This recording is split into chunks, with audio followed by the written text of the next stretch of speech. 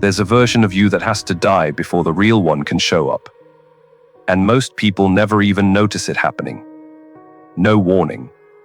No countdown. One day, the things you used to care about just stop mattering. The role you played so well, the strong one, the fine one, the one who always had it together, starts feeling like a costume you forgot you were wearing. It's just happening. Like something underneath you finally got tired of pretending. One man studied this exact moment, long before anyone had a word for it.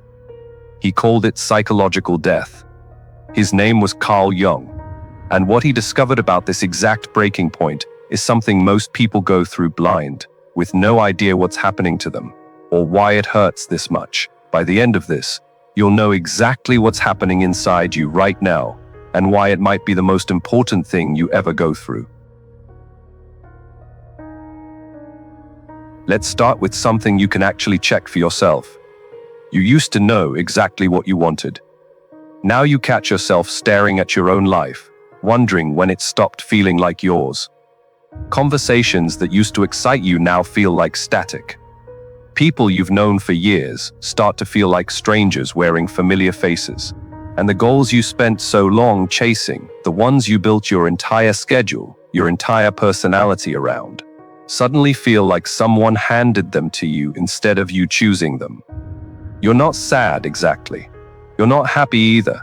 You're somewhere in between, and nobody prepared you for how disorienting that in between actually is. Maybe you started saying less in rooms you used to dominate. Maybe silence feels safer than performing a version of yourself you're not sure you believe in anymore. Maybe you've caught yourself asking, in the middle of an ordinary day, who have I actually been this whole time? If any of that sounds familiar, you're not losing your mind. You're losing a mask you didn't even know you were wearing. And here's the part that might actually surprise you. This isn't rare. It isn't a personal failure. It's a pattern so consistent, so universal, that one man built an entire branch of psychology, trying to explain exactly what you're going through right now. He didn't just observe it in his patients. He lived through it himself. And what happened to him during that collapse is the reason we even have a word for what's happening to you. His name was Carl Jung, and for a while, even he didn't know what was happening to him. In his late 30s, at the height of his career, everything he had built his identity around started to crack. His closest professional relationship ended in a bitter split. The theories he was known for stopped feeling true, and then, according to his own journals, something stranger began. Visions he couldn't explain, dreams so vivid, he questioned his own sanity. A period he later admitted looked, from the outside, like a complete psychological breakdown. Most men in his position would have hidden it, buried it, performed normalcy until it passed. He wrote every image down. He treated his own unraveling not as an illness to suppress, but as information, a message from somewhere inside him that had been ignored for far too long. And slowly, out of that collapse, came the framework that would define his entire life's work. He didn't call it a breakdown, he called it a confrontation with the unconscious. The moment the self you built to survive meets the self you actually are, and one of them has to give way. Jung believed this wasn't a malfunction. He believed it was the psyche's way of forcing growth that comfort alone could never produce. A person doesn't wake up one day and simply choose to change at that level. Something underneath has to break first, whether they're ready or not. Which means what you might be going through right now isn't random, and it isn't weakness. It's a process with a name, a pattern, and, according to Jung, a purpose. But to actually understand why this happens, you have to understand something Jung believed. Almost everyone gets wrong about who they really are. There's the version of you the world sees. Jung had a word for the version of you the world sees. He called it the persona, and he didn't mean it as an insult. He meant it as a survival tool. From the time you were a child, you learned which parts of yourself got you love, approval, safety, and which parts got you punished, ignored, or laughed at. So without ever deciding to, you built a mask, not a fake you, a functional you. The version capable of holding a job, keeping friendships, fitting into a family, surviving a world that doesn't have much patience for complexity. For a while, that mask works perfectly. It has to. Without it, most people couldn't function at all. But Jung believed something happens over time that almost nobody sees coming. The mask starts being mistaken for the face underneath it. You stop noticing where the performance ends, and you begin. You get so good at being reliable, agreeable, composed, fine, that you forget there was ever a version of you that existed before you learned to be those things. The persona was supposed to be a tool. Instead, it quietly became your entire identity, and that's exactly where the cracking begins. Every want you silenced to keep the peace. Every feeling you buried because it didn't fit the role you were playing. He called this hidden layer the shadow, not because it's evil, but because it's simply unseen, unlit. And a self that's been ignored for years doesn't just disappear. It waits. Eventually, it starts pushing back, through restlessness, through numbness, through that unshakable feeling that something about your life doesn't fit anymore. Even when nothing on the outside looks wrong, that pushing back is not your life falling apart. It's the real you, finally demanding to be let back in.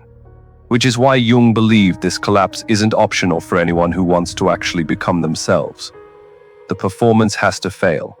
Not because something went wrong, but because something buried for too long has finally run out of patience. And what happens next determines whether you spend the rest of your life fighting that part of yourself, or finally meeting it. Here's what most people won't tell you about this stage. It doesn't feel like growth while it's happening. It feels like losing. Jung himself described the years following his own break as some of the most disorienting of his life. He wrote about mornings where he didn't recognize the man in the mirror, about sitting with images and impulses so unfamiliar that, by his own admission, he feared he was slipping into madness rather than moving toward wholeness. He kept working. He kept seeing patients.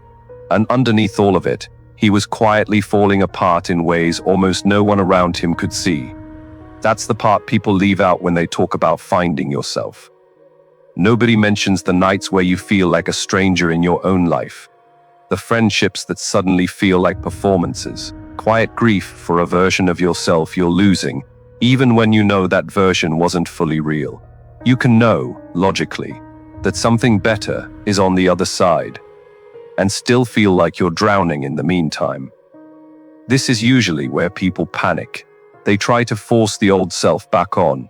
They chase the job, the relationship, the routine that used to make them feel solid. Desperate for anything that feels like ground again, he believed the worst thing you can do in this phase is run from it, numb it. Rebuild the mask faster than it's falling apart. Because the collapse isn't the danger. The danger is refusing to let it finish. He didn't survive this period by escaping it. He survived it by staying with it, recording every dream, every uncomfortable truth his mind handed him, long after most people would have looked away. And what he eventually found, on the other side of that darkness, wasn't more darkness. It was the first honest version of himself he'd ever actually met.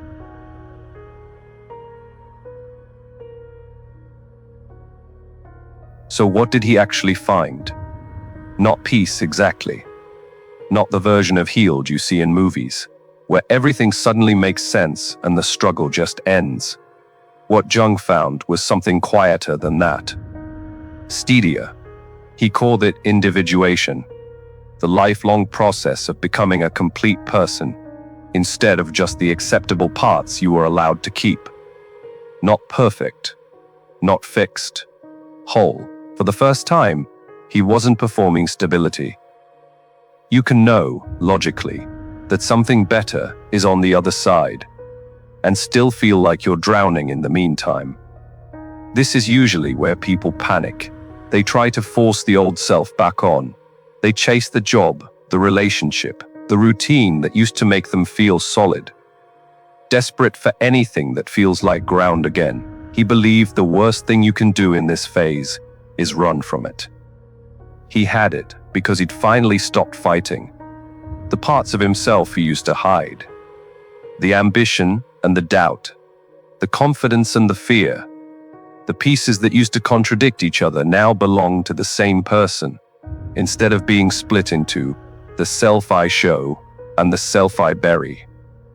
He described people who reach this stage as no longer needing the world's approval to feel like themselves, not because they stopped caring what others think, but because, for the first time, their sense of who they are didn't depend on it. That's the part almost nobody tells you when you're in the middle of losing your old identity. You're not being erased or being emptied out, so something truer than the mask has room to exist. The version of you that used to need constant proof, constant validation, constant performance to feel secure, that version doesn't survive this. It isn't supposed to. What survives is quieter, harder to shake, less impressive to look at from the outside, and far more solid on the inside than anything the old mask ever gave you. Which raises the only question that actually matters now. If the old version of you is already dying, what do you do while you wait for the rest of it to finish?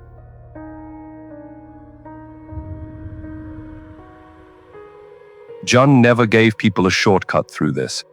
He gave them something more honest, a way to survive it without losing themselves completely in the process. The first thing he insisted on was simple, and almost nobody wants to hear it. Stop trying to rebuild the old version of you. Every time this collapse starts, the instinct is to patch it, reconnect with the old identity, like duct tape on a cracked wall. Jung believed that instinct is exactly what keeps people stuck for years instead of months, fighting a process that was never meant to be stopped, only lived through. Instead, he pointed people towards something almost nobody does on purpose, paying attention to what's surfacing, the thoughts you'd normally push away, the feelings that don't fit the person you've been performing. He didn't ask his patients to fix those things immediately.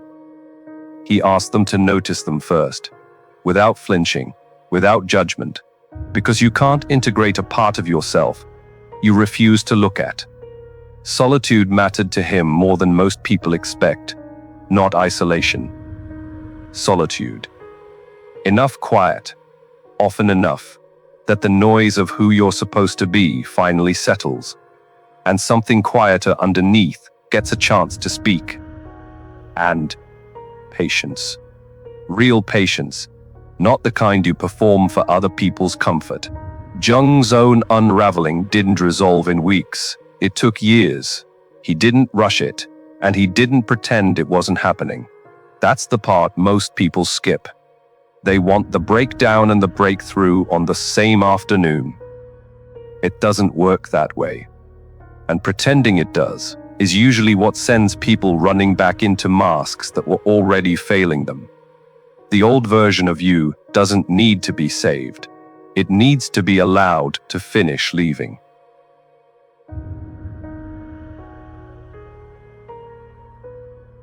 So here's what this all means if you're actually in the middle of it right now. You're not falling apart, you're not losing your mind, and you're definitely not broken. You're just watching a mask finish its job, a mask that kept you safe for years and finally isn't needed anymore. If any part of this described exactly what you've been feeling lately, drop a comment below that just says, "I'm becoming."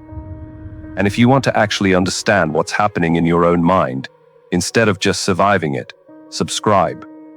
Because this is exactly what this channel is for. Before you go, sit with this. If the version of you that's dying right now was never really you to begin with, then who's been living your life all this time?